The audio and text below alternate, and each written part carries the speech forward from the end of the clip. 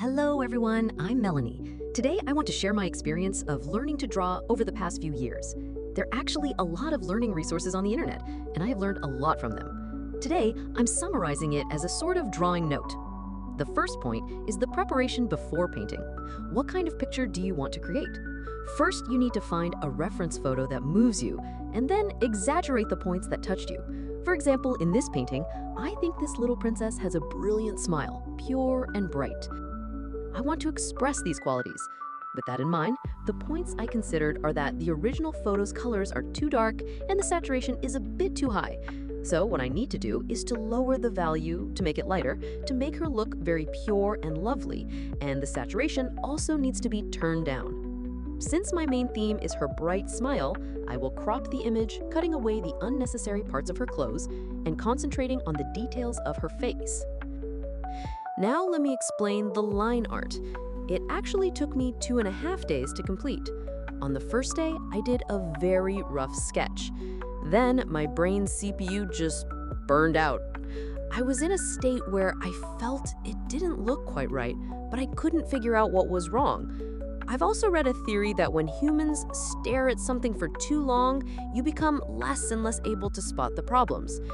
So I chose to take a break and make adjustments the next day. Then I found that after the adjustments on the second day, there were still some issues, but I couldn't pinpoint what it was, so I spent another half day making small adjustments. That's why I say it took 2.5 days to finish the line art. Then I saw some video about using oil painting solvents to apply a thin base layer to the canvas, so I gave it a try. I couldn't find the specific oil-based substance mentioned in the video, so I found an oil painting solvent at home called odorless petroleum. It's very cheap and can quickly thin oil pastels.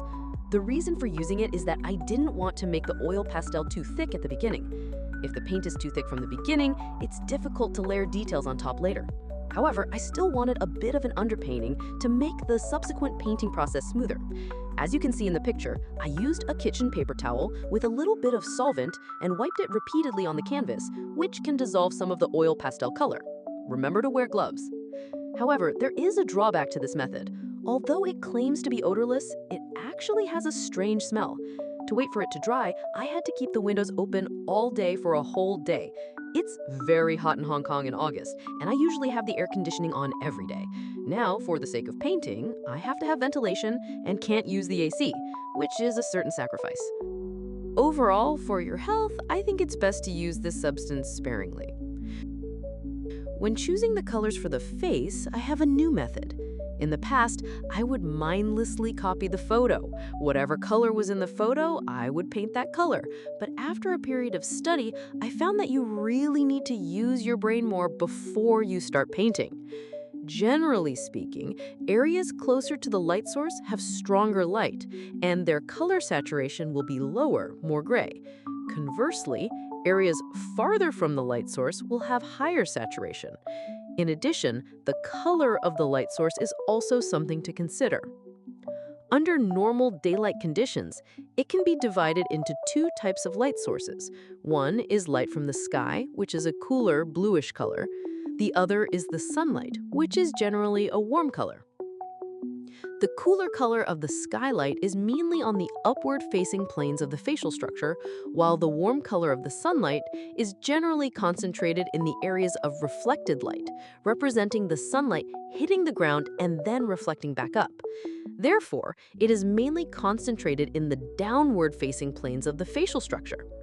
You will see in the painting that I first applied warm and cool colors to different areas of the face, and then used white, light blue, light flesh tones, and light pink to blend them, trying to find the fair and rosy skin of a Western Caucasian child. You will also see that I have incorporated a lot of blue, green, and purple into the skin. Why is that? The first reason, of course, is related to the distribution of blood vessels in the human body. Caucasians often have bluish or purplish undertones. The second reason is the theory of complementary colors. Regarding color combinations, I saw a very interesting theory that says humans look at monochromatic objects and will soon find them dull. Psychologically, people want to see more interesting and complex colors to make things more engaging. All colors are interesting only when they are complementary. When you use cool tones as the main colors, the complementary colors are warm tones, which is a small amount of cool color blended into the flesh tone. The same theory applies to the depiction of the hair. I first applied a thin base with a warm tone and then used some cool colored materials, such as some gray-green, some gray, and later on some pink, some orange, and then blended in with white. The hair ends up does not have very dark colors. At first glance, it does not deviate from the character's original hair color, but on careful observation, you will find that the tones are very rich and more interesting to look at. The crown is in the shape of leaves. I didn't spend a lot of time on it, just roughly used white, gray, and a little bit of yellow to create the general shape, because it is not our main subject. I considered the color choices for the background a lot. Since she is a British princess, I considered using the classic royal blue of the British royal family. However, considering that the saturation of royal blue is relatively high and might overshadow the main subject when paired with the whole picture, I changed it to a color with higher value. And since the portrait is mainly warm-toned, the background color tends to be cool-toned as the main color and warm-toned as a supplement. Finally, I used blue-green as the main color with some light yellow and grayish-pink added to it. All right, the above are some of my experience in painting this picture. This is my first time trying to paint using the newly learned color theory. I hope you all like it, and I hope it is helpful to you. Please like, share, and subscribe for more videos like this. Thank you, everyone.